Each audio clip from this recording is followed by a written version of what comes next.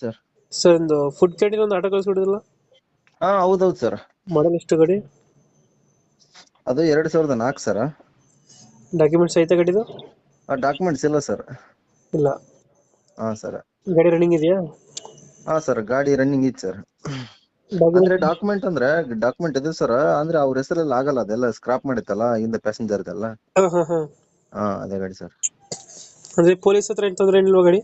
ಏನಿಲ್ಲ sir, police ಹತ್ರ ಏನ್ ತೊಂದ್ರೆ ಇಲ್ಲ, ಅಂತದೇನ್ ಗಾಡಿನೇ ಹಿಡಿಯಲ್ಲ ಸರ್ ಅವರು. ಫುಡ್ ಕ್ಯಾಂಟೀನ್ ಗಾಡಿ ಸರ್.